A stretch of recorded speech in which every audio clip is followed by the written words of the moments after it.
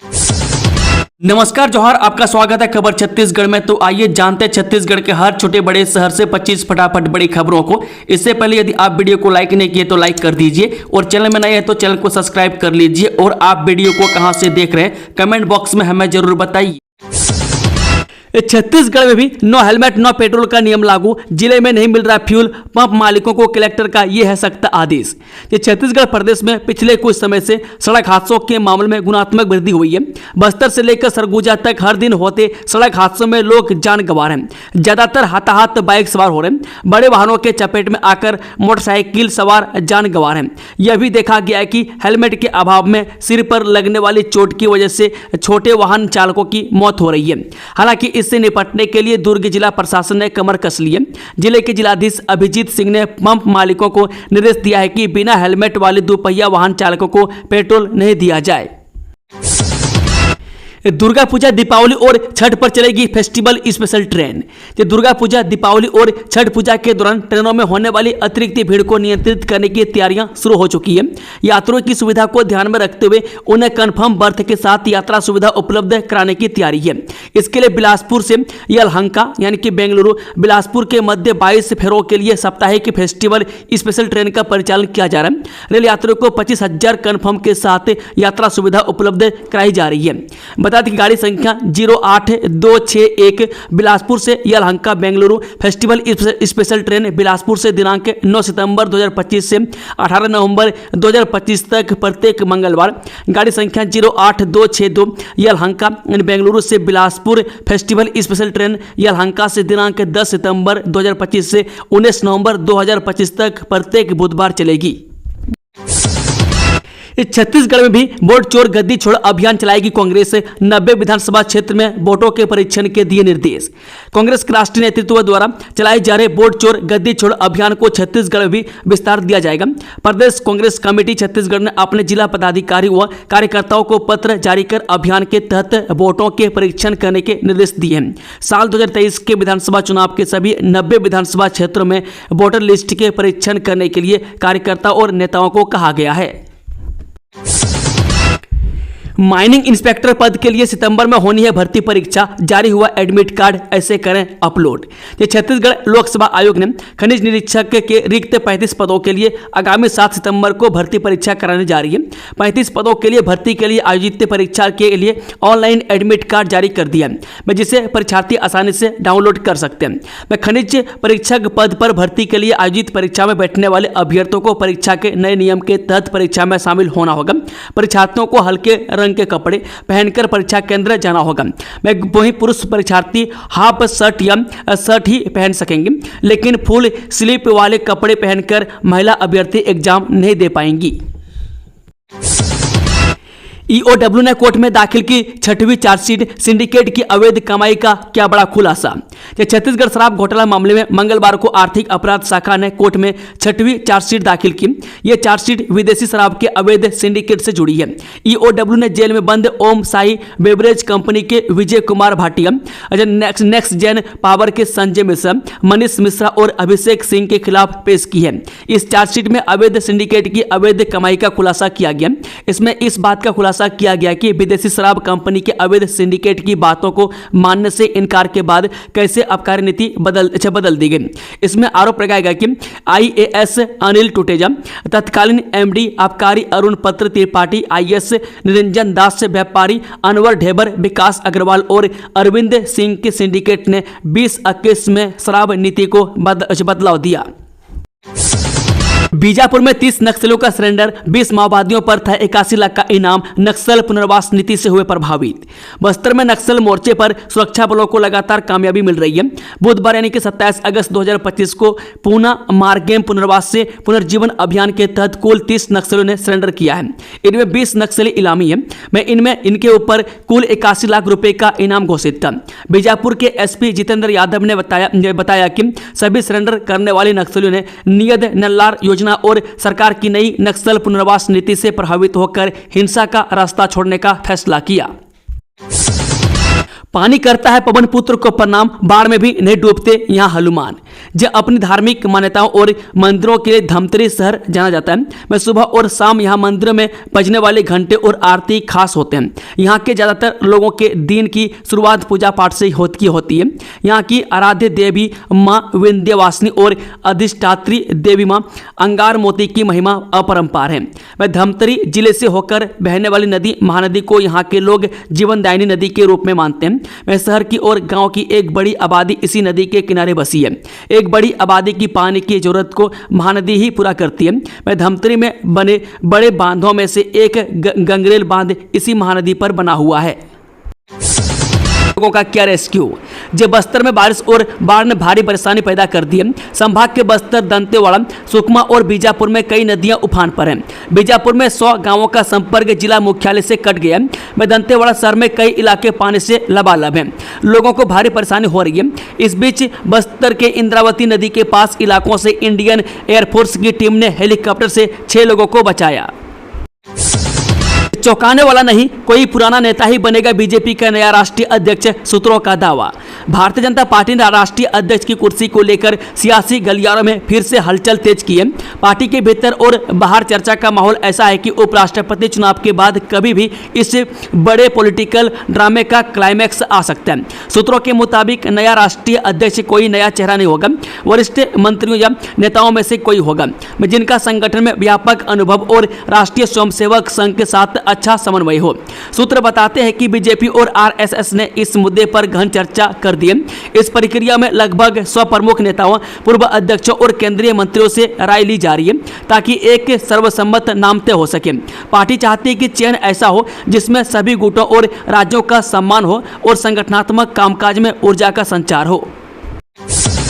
जसपुर में ऑपरेशन अंकुश, व्यापारियों से करीब 39 लाख की ठगी का आरोपी झारखंड से गिरफ्तार। जिले की पुलिस ने ठगी के मामले में बड़ी कार्रवाई की है। ऑपरेशन अंकुश के तहत पुलिस ने पत्थलगांव और सन्ना क्षेत्र के व्यापारियों से करीब 39 लाख की ठगी के 2 अलग अलग मामलों में एक आरोपी को गिरफ्तार कर लिया है।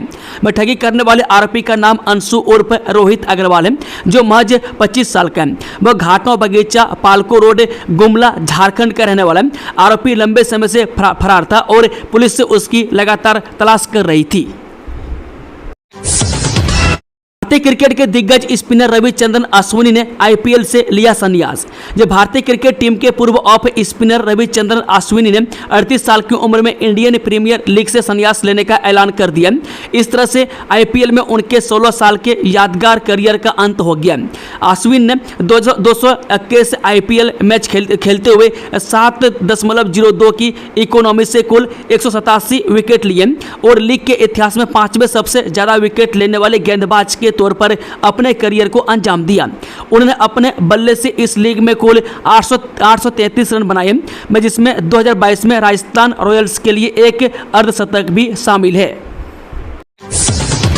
13 पुलिसकर्मियों के तबादले, एसपी ने जारी किया आदेश। जिले के पुलिस अधीक्षक भोजराम पटेल ने 3 निरीक्षकों समेत 13 पुलिसकर्मियों के तबादला आदेश जारी किए।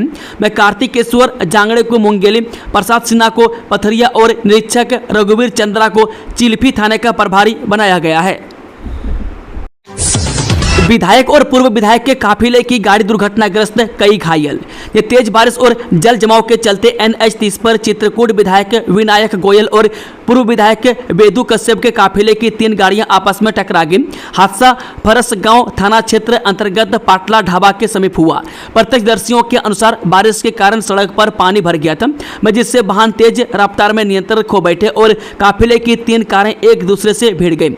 हालांकि राहत की बात यह रही कि विधायक विनायक गोयल और पूर्व विधायक वेदू कश्यप पूरी तरह सुरक्षित हैं। मैं कार में सवार कार्यकर्ता दयाराम सेठिया को मामूली चोटें आई हैं, जिन्हें तुरंत विधायक गोयल स्वयं लेकर फरसगांव अस्पताल पहुंचे। विधायक ने अस्पताल में मौजूद डॉक्टरों को घायल कार्यकर्ता का समुचित इलाज करने के निर्देश दिए। स्थानीय पुलिस द्वारा मामले की जांच जारी है। स्कूल में 426 बच्चों को जहर देने वाला शिक्षक गिरफ्तार, पुलिस ने पूछताछ में उगलवाई काली करतूत की वजह। जिले के पाकेला पोटा केबिन में अध्ययनरत 426 बच्चों के खाने में फिनाइल जहर मिलाने वाले मामले में पुलिस ने एफआईआर दर्ज कर एक शिक्षक को गिरफ्तार कर लिया। पूछताछ के बाद शिक्षक धनंजय साहू को न्यायिक रिमांड पर भेज दिया गया। खाने में जहर मिलाने के पीछे अधीक्षक और शिक्षक के बीच आपसी रंजिश होना बताया जा रहा है। पिछले 1 साल से एक दूसरे के बीच रंजिश रंजिश चल रही थी। संस्थान को बदनाम करने और अधीक्षक को हटाने के लिए शिक्षक ने ऐसा किया। कोरबा में एल्यूमिनियम पार्क का रास्ता साफ, 105 हेक्टेयर जमीन हस्तांतरण को मंजूरी। जो कोरबा में लंबे इंतजार के बाद एल्यूमिनियम पार्क बनाने का रास्ता साफ हो गया। उत्पादन कंपनी की बोर्ड बैठक में कोरबा ताप विद्युत गृह की 105 हेक्टेयर जमीन उद्योग विभाग के हस्तांतरित करने के प्रस्ताव को मंजूरी दे दी गई है। मैं जल्द ही यह जमीन उद्योग विभाग के कब्जे में आएगी, जिसके बाद एल्यूमिनियम पार्क निर्माण की तैयारियां शुरू होंगी। बता दें कि कोरबा विधायक और उद्योग मंत्री लखनलाल देवांगन के लगातार प्रयासों से यह महत्वपूर्ण परियोजना आगे बढ़ी है। मैं जिला चैम्बर ऑफ कॉमर्स और उद्योग संगठनों की वर्षों से लंबित मांग को अब मंजूरी मिल गई है। एल्यूमिनियम पार्क के बन जाने से कोरबा जिले में एल्यूमिनियम आधारित छोटे बड़े उद्योगों को बढ़ावा मिलेगा। इसके साथ ही बड़ी संख्या में रोजगार के अवसर भी सृजित होंगे। उद्योग विभाग ने इस परियोजना के लिए वित्तीय वर्ष 2024-26 के 5 करोड़ रुपये का बजट में प्रस्तावित किया था। धमतरी कुरुद को मिले मल्टीपर्पज स्पोर्ट्स कॉम्प्लेक्स की सौगात, खिलाड़ियों को अंतर्राष्ट्रीय स्तर की सुविधाएं। जो छत्तीसगढ़ सरकार ने खेल सुविधाओं को बढ़ावा देने की दिशा में एक और बड़ा कदम उठाया। धमतरी और कुरुद में indoor badminton hall, multipurpose sports complex के निर्माण हेतु प्रशासनिक स्वीकृति प्रदान की गई है। प्रत्येक परियोजना पर लगभग 5-5 करोड़ रुपये खर्च किए जाएंगे। राज्य सरकार का कहना है कि खिलाड़ियों को आधुनिक संसाधन उपलब्ध कराना, उन्हें प्रोत्साहित करना और उत्कृष्ट प्रदर्शन सुनिश्चित करना प्राथमिकता है। ओलंपिक जैसे अंतर्राष्ट्रीय आयोजनों में पदक जीतने वाले खिलाड़ियों को 1 से 3 करोड़ रुपए तक की पुरस्कार राशि देने की योजना इसी प्रतिबद्धता का प्रमाण है। जापान से मुख्यमंत्री विष्णुदेव साय ने ली बस्तर बाढ़ की जानकारी, राहत कार्यों में तेजी के दिए निर्देश। छत्तीसगढ़ के मुख्यमंत्री विष्णुदेव साय ने अपने जापान प्रवास के दौरान बस्तर संभाग में आई बाढ़ की स्थिति की समीक्षा की। उन्होंने राजस्व सचिव रीना बाबा साहेब कंगाले और बस्तर संभाल आयुक्त डोमन सिंह से दूरभाष पर चर्चा कर राहत एवं बचाव कार्यों को जानकारी ली और जरूरी निर्देश दिए। अधिकारियों ने बताया कि दंतेवाड़ा, बीजापुर और बस्तर जिले में बाढ़ की स्थिति बनी हुई है। बस्तर जिले के लोहंडी, गुड़ा, दरभा और लोकापाल विकास खंड में प्रशासन लगातार राहत कार्य चला रहा है। में लोहंडी गुड़ा विकास खंड के ग्राम मांदर से 21 ग्रामीणों को सुरक्षित निकाला गया। हेलीकॉप्टर और नाव की मदद से भी ग्रामीणों को रेस्क्यू कर सुरक्षित स्थानों पर पहुंचाया गया। में पिछले 24 घंटों में 68 से अधिक लोगों को सुरक्षित बाहर निकाला गया है। छत्तीसगढ़ में अगले 3 दिन जमकर बरसेंगे बदरा, बस्तर से रायपुर तक बारिश का अलर्ट जारी। छत्तीसगढ़ में इन दिनों झमाझम बारिश हो रही है। मंगलवार की शाम राजधानी में अचानक मौसम ने करवट बदली। करीब आधे घंटे तक हुई तेज बारिश ने लोगों को उमस से राहत दिलाई और वातावरण खुशनुमा बना दिया। मौसम विभाग के अनुसार उड़ीसा तट के पास बंगाल की खाड़ी में बने निम्न दाब का असर अब पूरे छत्तीसगढ़ में दिखाई देगा। इसका प्रभाव अगले 3 दिनों तक बने रहने की संभावना है। मौसम विभाग ने सुकमा, बीजापुर, दंतेवाड़ा, बस्तर, नारायणपुर और कोंडागांव जिलों के लिए ऑरेंज अलर्ट जारी किया है। इन जिलों में आंधी, गरज, चमक और बिजली गिरने के साथ मध्यम से भारी वर्षा की संभावना जताई गई है। वहीं उत्तर बस्तर, कांकेर समेत अन्य क्षेत्रों में हल्की बारिश और तेज हवाओं के लिए येलो अलर्ट जारी किया गया है। बड़ी खबर, रायपुर की पहली महिला विधायक रजनी ताई उपासने का निधन, 93 वर्ष की उम्र में ली अंतिम सांस। छत्तीसगढ़ की राजधानी रायपुर से दुखद खबर सामने आई है। रायपुर की पहली महिला विधायक रजनी ताई उपासने का 93 साल की उम्र में निधन हो गया। वे लंबे समय से अस्वस्थ चल रही थी। उनके निधन से रायपुर ही नहीं बल्कि पूरे छत्तीसगढ़ के राजनीतिक जगत में शोक की लहर है। भारी बारिश वाले इलाकों का मंत्री केदार कश्यप ने लिया जायजा, त्वरित राहत और पुनर्वास के दिए निर्देश।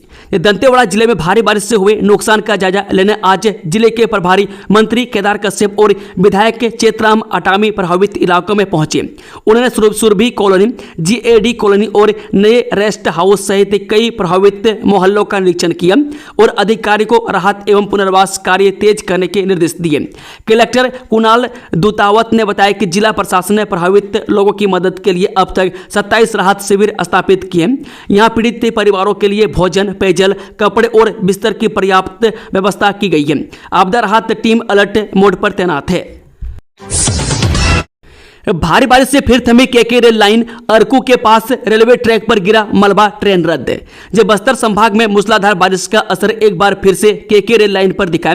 अरकू के पास पहाड़ का मलबा रेलवे ट्रैक पर गिरने से रेल यातायात प्रभावित हो गया। कई ट्रेनों को रेलवे ने रद्द कर दिया है। मलबा गिरने से ट्रैक क्षतिग्रस्त हो गया। भारी बारिश की वजह से केके रेल लाइन के कई हिस्सों में ट्रैक के धंस गया। इसके चलते किरंदुल विशाखापट्टनम नाइट एक्सप्रेस को बुधवार के लिए रद्द कर दिया गया। वहीं किरंदुल विशाखापट्टनम पैसेंजर ट्रेन 28 और 29 अगस्त को केवल अरकू तक चलेगी। नए कैबिनेट मंत्री के स्वागत से पहले ही उतारे पोस्टर बैनर, सोशल मीडिया में वीडियो वायरल। जब कैबिनेट मिनिस्टर बनने के बाद अंबिकापुर सरगुजा जिले में मंत्री राजेश अग्रवाल के आगमन पर भव्य स्वागत की तैयारी की गई है। जारी प्रोटोकॉल के अनुसार मंत्री राजेश अग्रवाल का स्वागत तारा से लेकर अंबिकापुर तक जगह जगह किया जाएगा। इसके लिए बैनर पोस्टर भी लगाए गए। इसी बीच अंबिकापुर शहर में मंत्री जी का पोस्टर बैनर हटाने का वीडियो जमकर सोशल मीडिया में वायरल हो रहा है। वायरल वीडियो में हटाए जा रहे ये बैनर पोस्टर कहीं दूसरी जगह के नहीं बल्कि अंबिकापुर शहर के नए बने मंत्री राजेश अग्रवाल के शासकीय निवास के सामने डिवाइडर के पोल पर लगाए गए, जिसे निगम का उड़न दस्ता की टीम निकालते दिख रही है। इस सियोल में सीएम विष्णुदेव साय और एटीसीए प्रतिनिधिमंडल की मुलाकात, छत्तीसगढ़ में निवेश संभावनाओं पर चर्चा, आईसीसीके के साथ होगा ज्ञान व निवेश सहयोग। जी मुख्यमंत्री विष्णुदेव साय ने अपने दक्षिण कोरिया प्रवास के दौरान सियोल में एडवांस्ड टेक्नोलॉजी सेंटर एसोसिएशन के चेयरमैन श्री ली जे जेंग एवं वरिष्ठ अधिकारियों से मुलाकात की। एटीसीए एक सशक्त औद्योगिक नेटवर्क है जिसमें आईटी, इलेक्ट्रॉनिक्स, सेमीकंडक्टर, फार्मा और टेक्सटाइल क्षेत्र की 60 से अधिक प्रमुख कंपनियां शामिल हैं। मुख्यमंत्री साय ने एटीसीए प्रतिनिधिमंडल का स्वागत करते हुए कहा कि छत्तीसगढ़ सरकार निवेशकों के लिए एक अनुकूल वातावरण प्रदान करने के लिए प्रतिबद्ध है। उन्होंने ली जे जेंग और उनके साथ आए वरिष्ठ अधिकारियों को आमंत्रित किया कि वे अपने आगामी भारत दौरे के दौरान छत्तीसगढ़ अवश्य आएं और राज्य में उपलब्ध निवेश व सहयोग की संभावनाओं का प्रत्यक्ष अवलोकन करें। प्रदेश के 15 से ज्यादा जिलों में होगी भारी बारिश, बिजली गिरने की भी संभावना, मौसम विभाग ने जारी किया अलर्ट। छत्तीसगढ़ में पिछले 2 दिनों से मानसून की गतिविधियों पर ब्रेक लग गया। राजधानी रायपुर समेत आसपास के इलाकों में 2 दिनों में हल्की बारिश हुई है। मंगलवार को प्रदेश के कई जिलों में हल्की तो कई जिलों में भारी बारिश हुई है। सुकमा और बस्तर क्षेत्र में भारी बारिश के चलते बाढ़ जैसे हालात बन चुके हैं। वहीं मौसम विभाग की तरफ से प्रदेश के कई जिलों में भारी बारिश होने की संभावना जताई गई है। मौसम विभाग ने प्रदेश में होने वाली बारिश को लेकर अलर्ट जारी किया है। वहीं मौसम विभाग ने बताया कि राजधानी रायपुर में आज दिन भर बादल छाए रहेंगे। दोस्तों, खबरों का सिलसिला समाप्त होता है। अगर जानकारी पसंद आई हो तो वीडियो को लाइक, शेयर, चैनल को सब्सक्राइब जरूर कर लें। Thank you, all the best, जय हिंद, जोहार छत्तीसगढ़ वासियों।